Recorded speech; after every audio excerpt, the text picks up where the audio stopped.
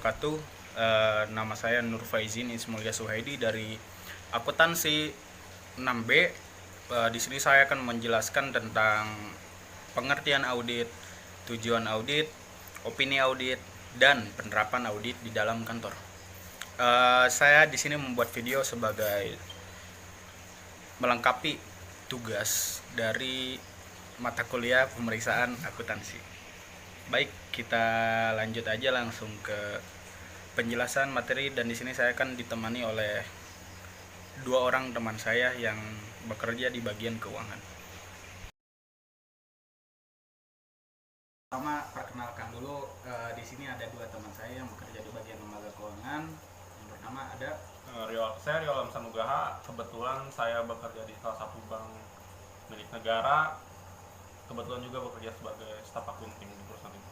Lalu di sini ada teman saya yang kedua. Ya, perkenalkan nama saya Rahmat Hidayat. Saya juga bekerja di bagian perbankan, bagian staf lapangan atau marketing. Oke. Sekarang kita masuk ke bagian pengertian audit. Jadi di sini saya kira teman-teman sudah mengetahui gitu bagian apa itu audit, bagian pelaporan audit, bagian keuangan-keuangan yang ada di kantor masing-masing.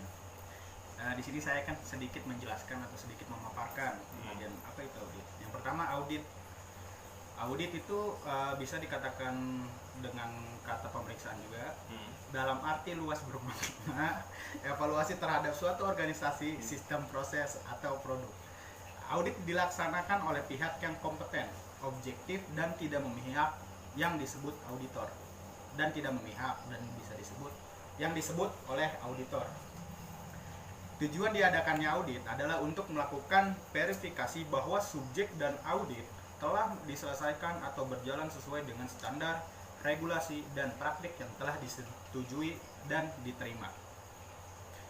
Lalu di dalam dunia bisnis kita juga mengenal adanya istilah audit atau laporan keuangan yang biasanya dilakukan oleh akuntan publik untuk menilai seberapa wajar atau seberapa layak penyajian laporan keuangan ini dibuat oleh perusahaan dengan mengacu pada prinsip akuntansi yang berlaku secara umum.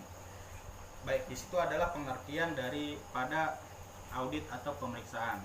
Lalu di sini saya akan bertanya kepada dua teman saya ini, bagaimana di lembaganya masing-masing, apakah penerapan itu sesuai dengan pengertian yang tadi saya jelaskan? Bagaimana? Kalau untuk di perusahaan saya sendiri, kebetulan audit itu memang pemeriksaan. Ya. Cuma mungkin kalau misalkan di perusahaan saya, audit itu kan ini kan tadi dijelasin kalau misalkan audit itu dapat, sebenarnya ini kalau di perusahaan saya itu audit itu ada dua. Ya. Ya, kayak internal dan eksternal. Nah, internalnya ini nanti ini dibagi lagi, bukan masalah audit tentang keuangan aja, ada tentang audit teknologi, audit matrix, kepatuhan, sama audit keuangan juga tentunya. Nah, itu nih kalau misalkan audit di kantor saya biasanya dilakukan itu setiap bulan. Misalkan bulan ini tentang audit keuangan, nanti bulan depannya audit manajemen resikonya, nanti 3 bulan depannya ini kepatuhannya, peraturannya nanti yang mungkin kalau misalkan disesuaikan, jadi setiap bulan tuh ada beda-beda jenis auditnya. Nah, cuma untuk yang eksternalnya itu mungkin 1 tahun sekali sama auditor. Oke.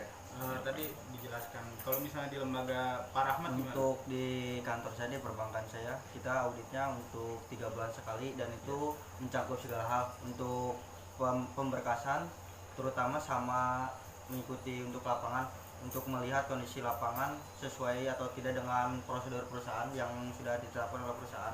Ya. Nah, untuk auditor sendiri itu juga seminggu juga bisa ikut 1 orang untuk masalah lapangan sama pemberkasan untuk masalah di kantor juga. Dan untuk peraturan-peraturan juga harus siap dipatuhi untuk audit kayak gitu kan. Jadi nanti dilaksanakannya setelah audit, nanti kita ada meeting lagi untuk masalah kekurangan atau gimana nya di kantor saya kayak gitu. Oke. Tadi sudah dijelaskan juga tadi, maksudnya penerapan atau ya pengertian dari audit sendiri itu sama gitu, maksudnya dari lembaga, baik di lembaga keuangan manapun itu sama fungsinya, dan penjelasannya juga kurang lebih sama gitu. Lalu di sini saya akan memaparkan juga dari jenis-jenis opini audit keuangan.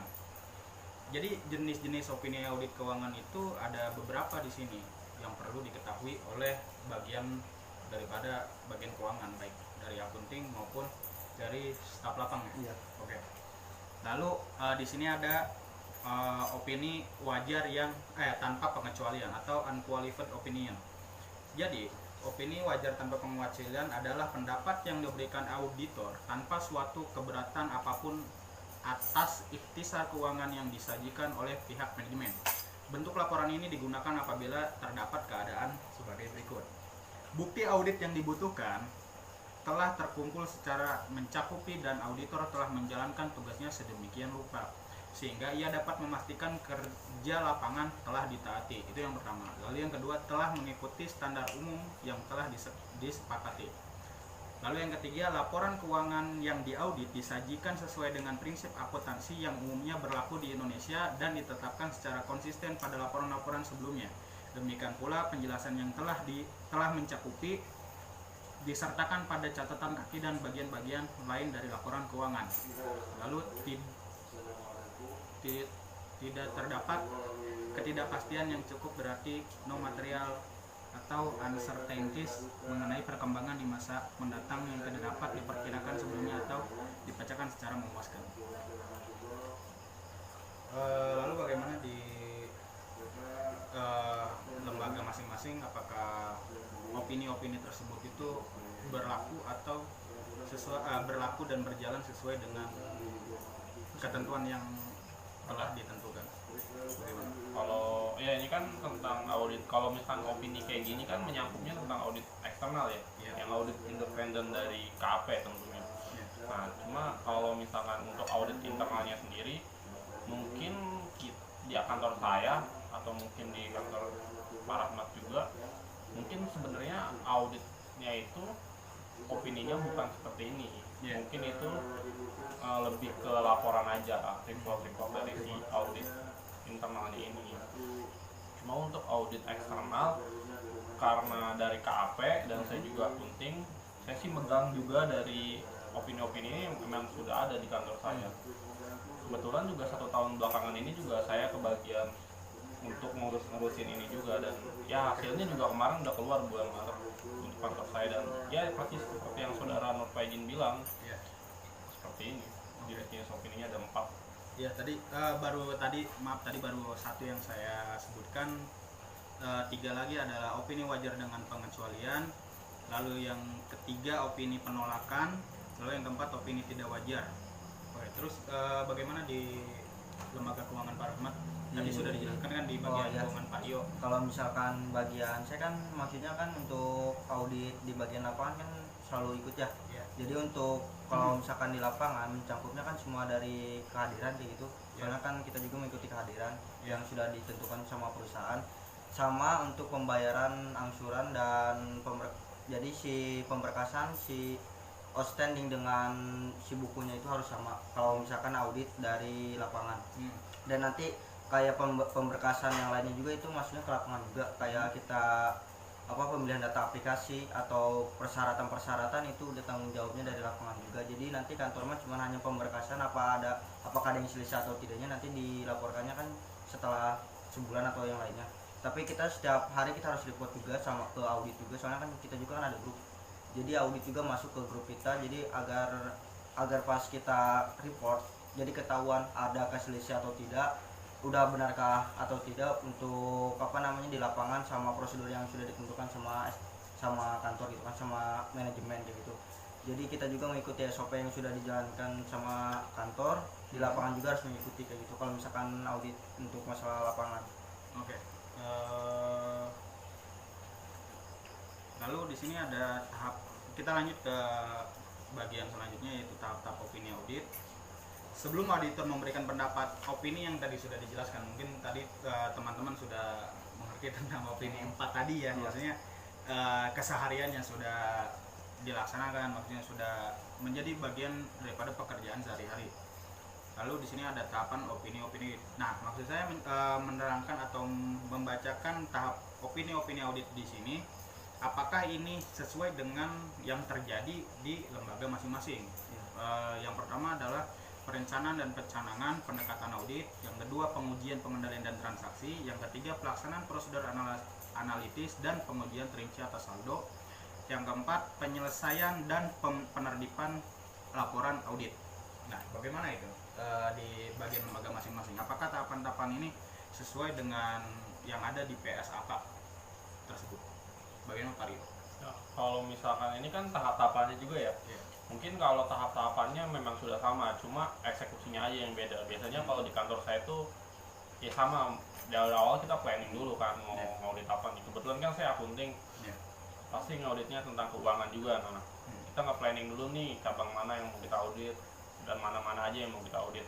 Nah, udah dapat bahan auditnya, kita kaji sama kayak yang ini. Nah, dari situ baru tuh sudah kita kaji juga dokumennya, kita lihat lagi nih, kita cross check lagi apakah ada yang kelewat enggak nih tentang